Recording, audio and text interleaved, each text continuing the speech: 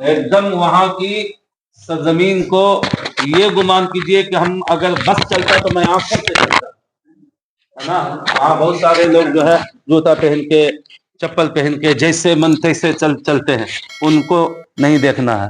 हमको उस सरजमीन के अदब का ख्याल रखना है। सबसे बड़ी चीज है अदब, है ना। वहां के किसी जानवर को, किसी कीड़े मकोड़े को मारना नहीं है। आप चल रहे हैं, कोई कीड़ा जा रहा है, पर पैर से रगड़ दिया, नहीं, कतई नहीं, कभी भी मत कीजिए। वहां किसी दरख्त के किसी पत्ती को नहीं तोड़ना है, न किसी घास को उखड़ना है। ये सब तरीके से ये सब हरकतें ना हो, खास करके एहराम की हालत में, वैसे भी नहीं और एहराम की हालत में भी जो है, इससे तो एकदम बचना ही बचना है। तबर्रुक के तौर पर अगर कोई चीज़ है तो तबर्रुकन थोड़ा बहुत उसको अदब से लिया, चूमा, आँख से लगाया और उसको एकदम बिल्कुल ऊपर वाली जेब में रख लिया। अगर कोई ऐसी चीज़ है, जैसे लिएगा जहाँ कुछ हैं, जैसे बेरी के दरख्त के बारे में बताते हैं कि हजरत सरकार इमाम हुसैन के वक्त का है, तो उसके लोग पत्ते को तोड़ते हैं तो उसको भी बड़ी अदब से, जैसे तैसे नहीं, एकदम अदब से दो चार पत्ता खाली तबर्रुक के तौर पर, बरकत के तौर पर जो है तोड़िए और उसको चूमिए, आँख से रखिए और उससे यहाँ आकर के फ़ायदा वसूल कीजिए। किसी की तबीयत ख़राब हो जाए, पानी में डाला तो पानी पी गए, फिर रख लिया उसको, इस तरीके से। तो बहुत सारी ज़ियारतें हैं वहाँ, उन तमाम ज़ियारतों पर जाइए और बेदर्दी से नहीं, बड़ी अदब के साथ एकदम अच्छी तरीके से। असली चीज़ यही चीज़ है, अदब। अदब नहीं तो फिर कोई कुछ नहीं काम आने वाला है। इसलिए हमको दूसरों को नहीं देखना है। हम उस मुल्क में रहते हैं कि जहाँ दूध पीते बच्चे का पैर अगर किबले की तरफ हो जाए तो हम लोग मचल जाते हैं और उसका पैर हटा देते हैं, यानी उसका पैर किबले की तरफ है। वहाँ आप जाइएगा तो देखिएगा बड़े बड़े लोग जो है चप्पल उधर किए रहते हैं, पैर उधर किए रहते हैं। उनको नहीं देखना, हमको अपने अदब के दायरे में रखना। सब जाहिल अनपढ़ होते हैं, उनको कोई अता पता नहीं होता। ये सब चीज़ कहना बाबू अच्छी तरीके से, वहाँ की दरो दीवार सब अदब के लायक है एकदम।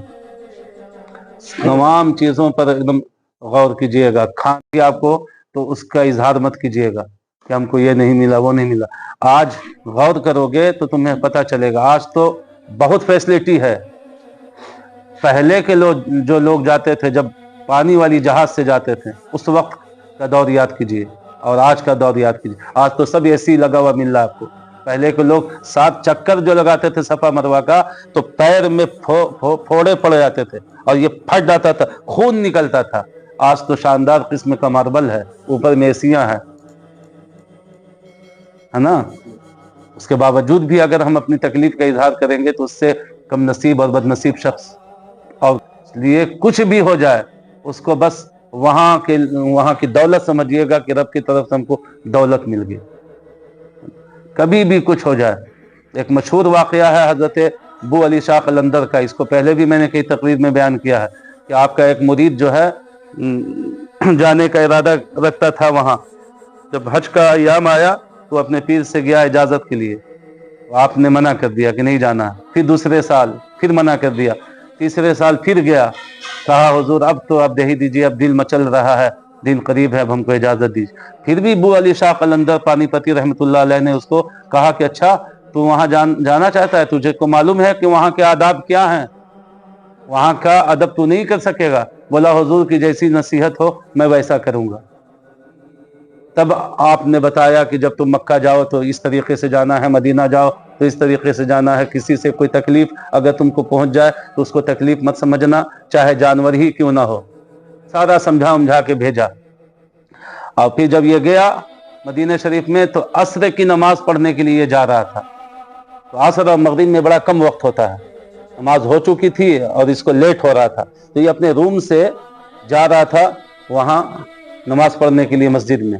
तो रास्ते में कोई भीगा कुत्ता जो है उसके करीब से अपना बदन झाड़ते हुए निकला, तो उसके कुछ छींटे उसके कपड़े पर पड़ गए। तो अब नमाज तो उसकी कज़ा होने जा रही थी, वक्त निकल रहा था।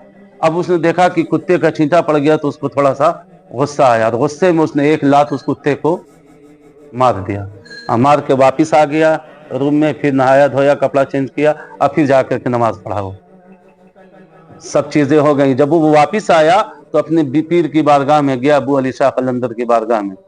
تو حضرت نے اس سے چہرہ پھیر لیا، اس نے سلام کیا، جواب نہیں دیا، اور مزید چہرہ بھی پھیر لیا غصے کی حالت میں۔ اب یہ بڑا دنگ کہ یار میں سیدھا حج کر کر کے آ رہا ہوں، گھر نہیں گیا، کسی سے ملا نہیں، ڈائریکٹ میں اپنے پیر کے پاس آ رہا ہوں، اور اتنا نیکی کرنے کے بعد آ رہے ہیں، ہم سے چہرہ پھیر رہے ہیں، ابھی تو کوئی غلطی بھی ہم سے نہیں ہوئی ہے۔ تب اس نے ادباً کہا حضور میں تو سیدھا حرمین سے آ رہا ہوں، میں نے تو ابھی کوئی کسی قسم کی کوئی بات بھی ہم سے نہیں ہوئی، حضرت خفا کیوں ہیں؟ تب ابو علی شاہ قلندر نے اسے کہا کہ تجھے پتہ ہی نہیں ہے؟ بولا نہیں حضور، جیسے جیسے آپ نے کہا تھا میں نے تو سب ویسے ہی کیا۔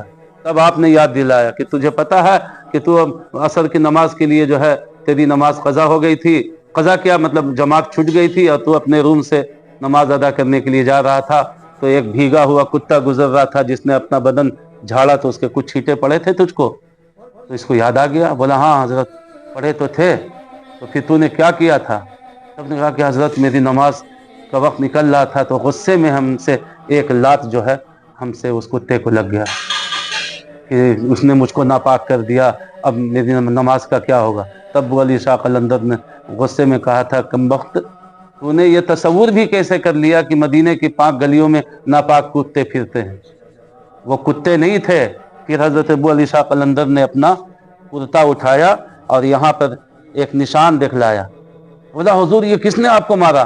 بولا کسی اور نے نہیں، یہ تیرے ہی لات کا جو ہے، جو تو نے لات مارا تھا وہ لات کا نشان ہے، وہ کتا نہیں تھا، مدینے کے گلیوں میں مجھ جیسے کتے پھرتے ہیں۔ یہ ہے مدینے کی سرزمین کی بات، اس لیے وہاں کے جانور کو جانور بھی تصور مت کیجیے۔ عام طور پر بلیاں رہتی ہیں، ان سے خوب محبت کیجیے، خوب گھر سے لے جائیے اناج وہاں کبوتروں کو ڈالیے، ہو سکے تو بلی کو کھلائیے، کبھی بھی اس کو تکلیف نہ پہنچے، ہے نا؟ یہ سب چیز کا خیال رکھیے گا، اور جاؤ تو ایک دم اچھی طریقے سے، زیادہ تر جو ہے وقت جو ہے بس ہر وقت چلتے رہو، لبیک تلبیہ جو ہے لبیک اللہم لبیک لبیک لا شریک لک لبیک ان الحمد والنعمت لک والملک لا شریک لک، اس کی کثرت زیادہ ہو،